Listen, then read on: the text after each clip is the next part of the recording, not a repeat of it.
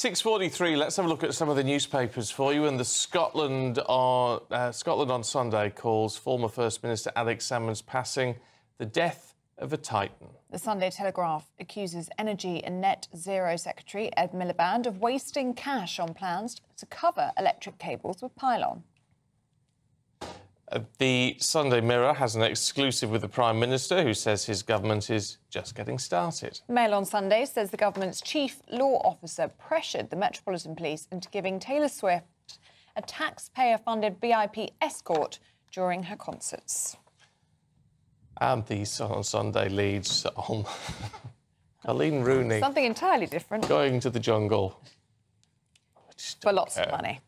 Anyway, let's talk to broadcaster, lawyer and futurist Andrew Eborn and former Labour advisor Scarlett MccGuire. Good to see you both. Good to see you. Andrew, starting with you, Sunday Yes. Mirror. The Prime Minister says you've got to judge him on how he fixes Britain. Oh, isn't that harrowing? Keir, judge me on how we fix Britain. I'll tell you what, from the son of a toolmaker, if only he'd mentioned that during the election campaign. The reality is this. He probably, if you were judging him, he gets an F and for making an effing mess of the whole thing. You look at what he's done so far. Two-tier Keir and his free gear. The optics on it are appalling. You've got jail overcrowding. His solution to that is let them out early. How's that a solution? You've got taxing the rich even more, where the top 1% pay 30% of the tax, but you're driving people like Charlie Mullins out of the country. All of that is an absolute sort of nonsense. The Rwanda plan, they abandoned that, but we still have lots of people coming in because there's no alternative. You've got the freebies row and so on and so forth. One of the first things they did about freedom of speech, there's been a massive clampdown on this about two-tier Keir, is they abolished the Higher Education Freedom of Speech Act, which came into force in, or should have been in force in 2023. It got royal assent, and the first thing they did was sort of turn around and say, well, we're not going to introduce that. So there's been a terrible record in that first sort of 100 days. And when he says, look, trust us, it's going to get better, the change that people want is the change in their pocket. And one of the first measures that he did was sort of take away things like heating allowances and so on and so forth from pensioners. The optics on it are absolutely appalling. OK, I don't know where to start.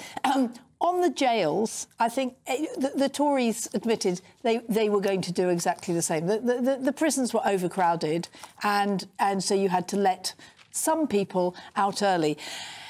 Actually, if you look at what's really been going on, they've done an awful lot, right? Yeah, they have, actually. The cabinet ministers, while all the fuss has been going on about freebies, the cabinet ministers... So Angela Rayner has brought out a thing that, you know, a lot of people are making a fuss about, but workers' rights, right, which, again, was promised in the manifesto.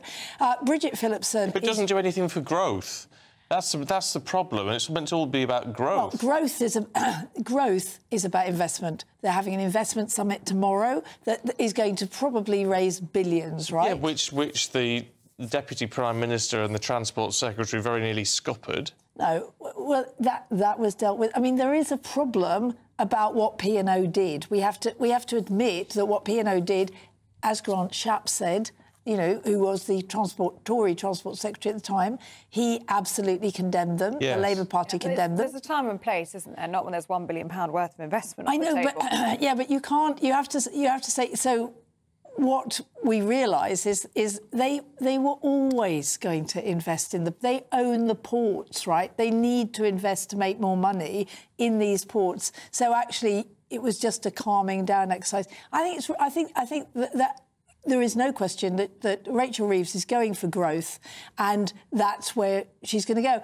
And this thing about taxing the richest, yes. I mean, actually, she always said that she was not going to do a wealth tax. So I don't know where you're getting it from. But I mean, then you're looking at CGT. Yeah, OK. So why... Hold on. Why is it that if you sit and have shares that you don't pay the same as if you go out to work, right? Because it's about investing in certain things, like inheritance tax as well, which is an abomination, because people work throughout their life, they pay tax throughout the rest of their life, and in the hope of being able to pass something on to their children. It only raises about $7 billion. One of the policies was to abolish the whole thing. They were weasel words during the campaign. They said, we won't raise taxes on the ordinary working person. Well, what's an ordinary working person? You slap VAT on school fees, you look at inheritance tax and so on and so forth. Andrew, They were very clear during the campaign that they were going to put VAT on school fees. That has been everybody who voted, either Labour or not Labour, knew that it was VAT on school fees. There was no secret about that. And the three things they said they would not do is income tax, VAT and national insurance. That is what they said they wouldn't do. Insurance, and again, Sir Keir Starmer was asked about this, saying, OK, national insurance, who pays? On the employee or maybe the employer? And he wouldn't answer that question, because obviously there are two bits of national insurance. One is what's paid by the employee and the other is the employer. And the problem is the thing I talk about weasel words, it's when you talk about ordinary working person, those are the weasel words. Don't say we're not going to increase taxes. Anything. Exactly. So don't say we're not going to increase taxes when they are increasing taxes. And the net effect, the problem I've got with it is the net effect. And the net effect is it's the downside. No, I just think we know taxes are going to go up. There's absolutely no secret that taxes are going to go up. I mean, we have been warned that taxes are going to go up. And what they've said is what won't go up. OK, and I think, yes, capital gains tax will go up. But it's about competence, isn't it? Because things can happen that you don't like, but if it feels like the people in charge have got a plan and know what they're doing, it's easier to accept. It's things like this, Scarlett, in the Sunday Telegraph, where Ed Milliband apparently has plans to put up a whole load of electricity pylons, which people don't like, when it apparently would be cheaper to bury them. Well, yes. Well, Stephen, if you read the story, there's a possibility, right? That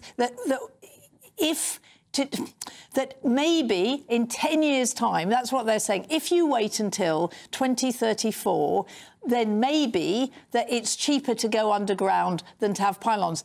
And what Ed is doing is he's saying we need the energy now, and we are going to have pylons for it. I mean, that's what we have to.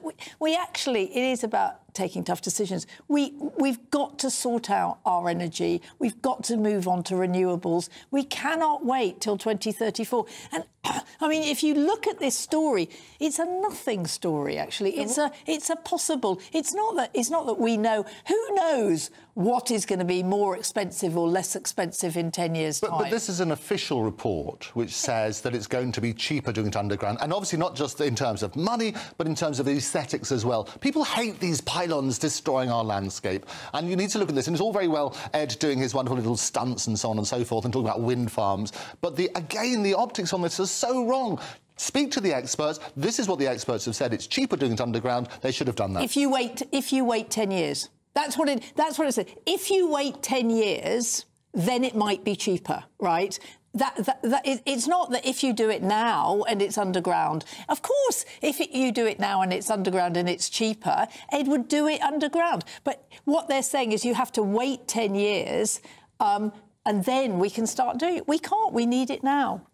Andrew, let's have a look at the Sunday Express, shall we? Yes. Rapists and thugs to get jail bail. Yeah, more good news, isn't it? You know, talk about Starmageddon, this is exactly that. So what's happening is because it's overpopulated at the moment and the prison service and the court system is grinding to a halt, they've lost a number of court days. I think it's 404, which is quite appropriate in terms of the sort of number of court days, because that's a page not found. What happens is, because they cannot process people in time, they're having to let out these violent and often people who shouldn't be let out in society. They're letting them out early. And there was a great comment from Sir Robert Buckland at KC, who said, politics is all about choices. The government has chosen to give inflation-busting pay awards to train drivers, and yet they're prepared to allow people accused of various serious crimes who should be in custody awaiting trial to walk free. And that is wrong. What have those two things got to do with each other?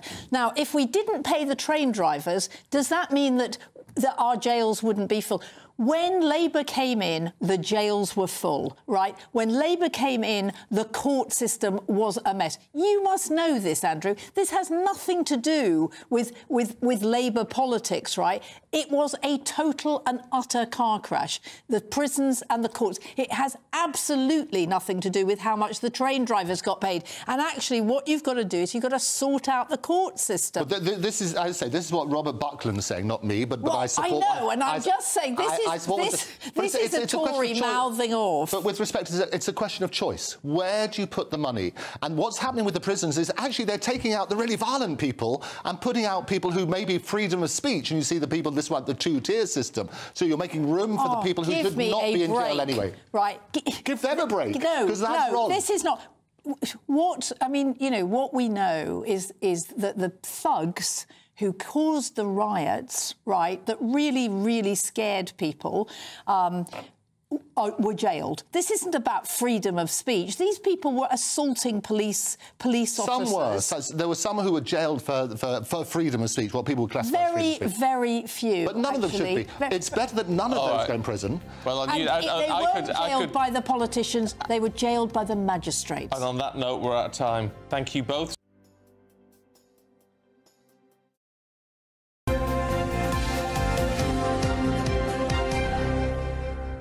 Welcome back. Oh, without taking a breath, I'm impressed. It's 7:42. Shall we see what's in the papers?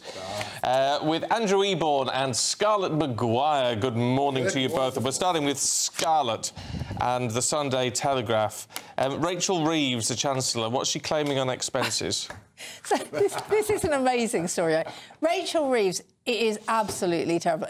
It's terrible. Completely within the rules. Oh.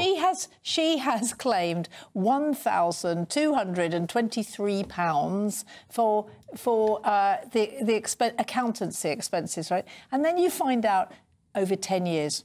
So I mean.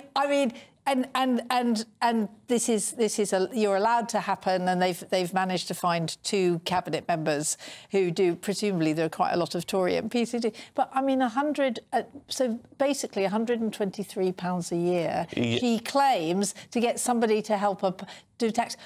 I have an accountant, and I have to say he gets paid a lot more than £127 a year. Yeah. And I could not fill in a tax form because I'm so hopeless. It's very hard, actually. But she's actually getting a good deal. But why should we be paying for it? Because IPSA says we can't. Because actually, it's not a personal; it's a business. It's not a business. It's the parliamentary stuff that is filled in. I mean, honestly, this is one of the great non-stories of our time. In the interest of balance, we were discussing this in the break, and we say of all the things to focus on, this is really a non-story. It's £137.50 each year is basically what she claimed between 2014 and 2022. The reason it's a non-story is because they're allowed to according to the rules, and other people have done. Andrew, your mic has fallen off. Oh, dear. We'll have to that was deliberate. We'll have to fix that. And, I can fix it myself. So nobody can hear him? No one can hear you. So I was saying I totally disagree with Scarlett. You don't need a microphone, Andrew. You don't need a microphone. Yeah, it's a bit of a non-story, but a good headline. Yes. I know, but it's crazy. Both of you should look at the monumental figure is being described in The Observer. Alex Salmond has died at the age of 69. He was an extraordinary figure, and all the testaments are coming out. He was, we should never forget, he was a controversial figure as well. Stephen referred to as Marmite. There were all sorts of allegations. He survived those. He went through a trial and found not proven, as they say in Scotland. But basically, he was on stage, and it was after a speech he gave in North Macedonia at the age of 69. He twice led the SNP, a total of more than 20 years, and he took the party, to his credit, the good things you can say about him, because people don't say ill of the dead for at least 48 hours afterwards.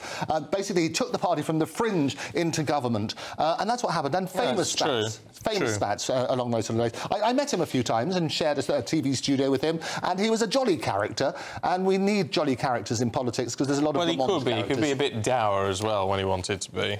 Well, and very snappy, very snappy about Nicola Sturgeon, who he announced as the person who would get independence for Scotland, that she would get it over the line, and then when they fell out badly. Yes. And he, he left and started a whole new party. Can Alba survive without him, or is he a Nigel Farage figure in that without them at the helm it doesn't work? Yeah, I don't know a lot about Scottish politics, but it was it really was a one-man band, wasn't it? And it was people who'd left the SNP, but for other reasons. Yeah. But actually, he started. I mean, it was a we believe in Scottish independence, but we don't like Nicola Sturgeon party. It was strange. The albatross is what it will now be. It will disappear, won't it? And there are some lovely pictures that were coming out. There's even him sort of having a lovey-dovey moment with Nicola in a rare sort of thing here. So people have got some great pictures of him. Depending on how the newspaper's particular persuasion, there are some appalling pictures of him on the front page. And we were again discussing this. The picture editors, depending on their particular persuasion, pick good or bad pictures depending on what they want to portray. But he was too young. You know, he's only 25 years older than me at 69. It was terrible. Yes. No, it actually is no age at all, but maybe not in the best of health. Well, one wondered about his diet. Well, he was certainly a big man. He was a big man, and we know that. We don't know whether he ate his vegetables. Yeah. But he was very much still planning, wasn't he? Planning the next stage of his career. Wanted to be Alba MSP. Oh yeah, I mean, speaking at this conference in North Macedonia, he obviously thought he had a lot more time. Yes. As we all do. Yeah. Note. What's this in the Sunday Telegraph, Scarlett, about pubs are going to have to police banter at the bar? So this has been a story that's come out. They'd have a job if they worked here. Yeah. We have lots of bants, don't we, darling? We do. No, what they're doing is that, and this has been coming up on the statute books for ages, is that if you work in a pub and you feel harassed, that actually the person who runs the pub has a duty to look after you. Now, look, my daughter worked in a pub for 4 years and was a waitress because it was one of those gastro pubs. And actually, sometimes you get horrible abuse, and actually somebody should step in and stop it. This isn't about. I mean, that's nature of the beast, isn't it? I mean, it's horrible, and some people are just horrible. Yeah, and so they should be told off for being horrible. And I just think well, the waitress could tell them off for being horrible. Well, my daughter did. Well, I bet she did. She'd chip off the old block. She really was a chip off. She didn't take it. Also comes off the back of an employment tribunal decision has been held up by the High Court. They supported about somebody who was called at work a bald, can't say that word on television. Oh, yes. That sort of one. Oh, that fella there. That fella, do you remember that? But sex discrimination is one of them. So what happened, and people misunderstood and they got the headlines wrong. They said it was sexual harassment. It wasn't. It was harassment due to sex, and that is different, because they're basically saying that people who are bald, it's mainly a male characteristic. Mainly, not exclusively, because obviously women have alopecia and so on and so forth. But using the word bald, which I would suggest is not the worst word in the insult that he was called, it was upheld. It was upheld to be harassment. And this is what's going to happen. We're policing words, and this is the danger about those sort of things. We need to be very, very careful to what extent this is going. I know, but when people talk about banter, it often isn't banter. It's I mean, if we think about Donald Trump and what he talked about, feeling women up and all that. I don't think that was banter. I think locker room chat is what it was. And actually, quite interestingly, I mean, Jacob Rees-Mogg, who is, no whimsy little feminist, went off, actually said that it was Donald Trump's attitude to women that made him... But the point is with this, well, yeah, and you're right, I mean, language is... We've got to be careful with language. However, the idea that pub owners should have to manage this, frankly, people should have the gumption, as your daughter no doubt had, if someone is rude to them, and it happens because you're dealing with members of the public and some people are horrible, you should have the gumption to say, hold on a minute, do not talk to me like that.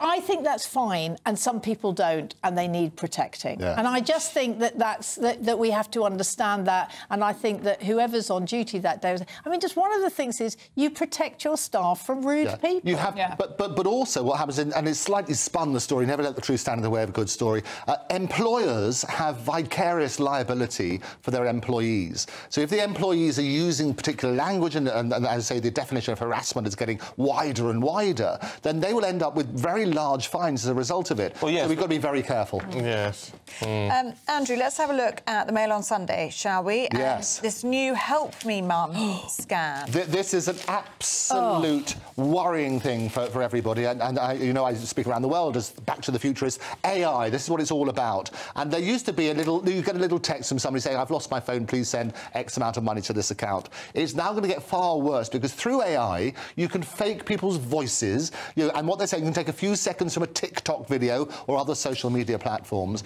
You can actually go even further than it says in this story, you help me mum the scam, because you can actually do videos. And there have been stories about CEOs who've been on a Zoom call, a fake person, an AI version of a CEO, who said, oh, you need to send millions to this account now for such and such a client. And they have done it. So fraud is increasing as a result of AI, so people have to be incredibly careful. What the article is recommending is that you should have a safe word, which only you should tell to your family. So if somebody does contact you, to make sure it's them, you use banana or whatever the safe word might be, and then you know it's really them. But I can tell you it's going to get even worse. There's going to be more and more of these stories. It is. I mean, I was nearly scammed when I got an email from somebody that I was feeling guilty about, saying, "Oh, you know, I'm stuck. Can you just send €100 to something for me, and I'll pay you back tomorrow?" And I went, "Well, where are you?" And because I'm sort of stupid, it just went on. And I said, "Why can we talk on the phone?" And then I realised it was a complete scam. Oh, well, ask questions though. Well, it is. I'm more interested in why were you feeling guilty, Scarlett? What had been going on there? Because here we go. Just sit back and relax. She was a widow, and I hadn't seen her for a few weeks, and I felt that she was having a tough time, and that was why I really wanted to help. I mean, probably had it been somebody else, I would have thought, no. But that's how these scams work, don't they? Because it plays on and you're on a terrible friend. It was Rachel Reeves trying to get some money to help pay her accountancy bill. But the worst, of course, is the children thing. Yes. Is that, you know, your child says, help, I've done this, and you think, oh, they're completely useless, as always, and send some money. And they're very credible, and this is what happens. I say it's going to get worse, because you're going to hear their voice, you're going to see videos of them, and this is what they do, and everything's going to be very believable. If it's too good to be true, question everything. Well, the other thing to bear in mind, of course, if you've got these apps and things where you can send money, Barclays or your Santander, whatever it is, you should have if it's someone you know, you should have their details probably in there already. Yes. And so you're sending it. If they suddenly say, "Oh, yes, these are the new details," then you've got to be so careful. Yeah. No, you're right. There's one thing people should do today is set up that safe word. Make sure you have that conversation with your family. What would your safe word be? Rosalind. And tell everybody the safe word on national television. Yours the best advice yours could be babe. What was your safe word? That reminds me of getting some cash out for my mum years ago. Yes. And she said, I got the card, and she yelled out the window when I got to the cash point saying, "Oh, the number's 2732. Anyway, there you go. Thank you both.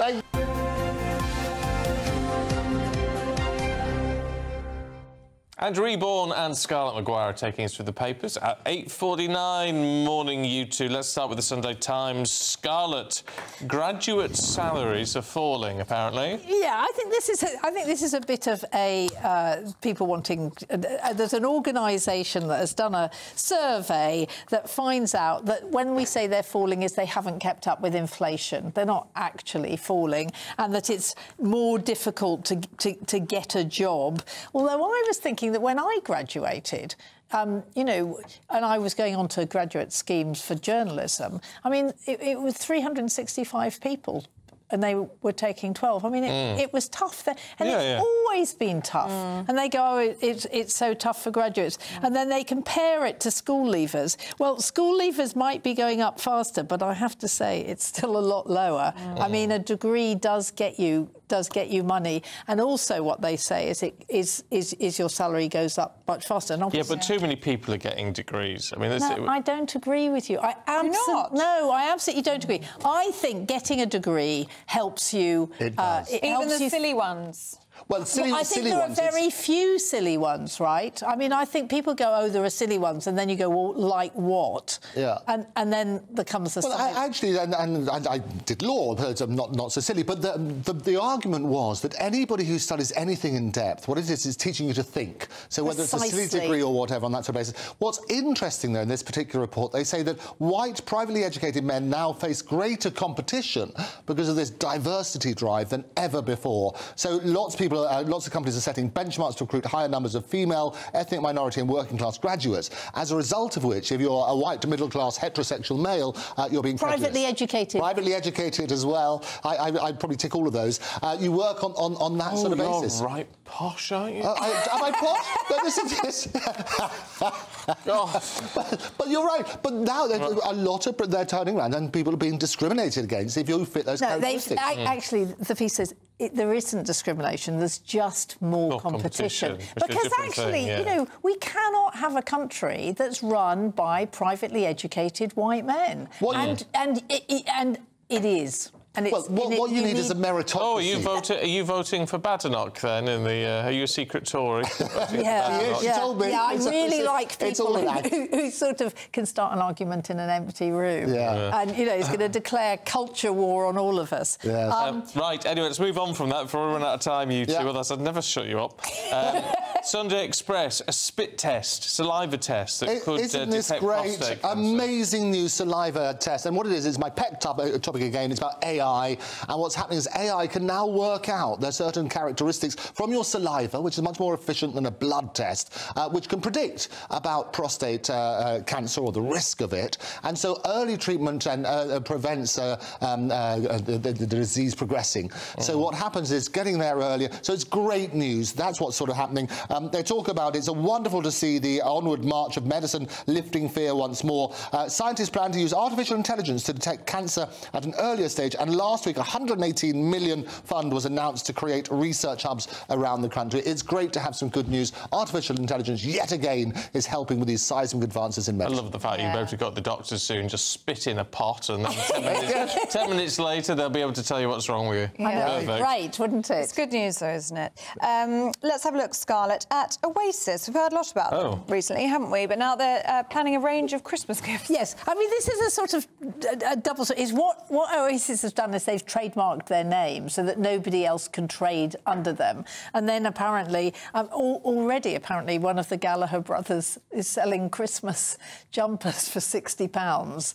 And they're going to have a whole range. And the thing about Oasis is I know everybody's sort of going on about how wonderful it is that they'll be able to see them, but it's all about money. I mean, that's why they're doing it. It's the only reason anyone does a comeback, though, isn't it?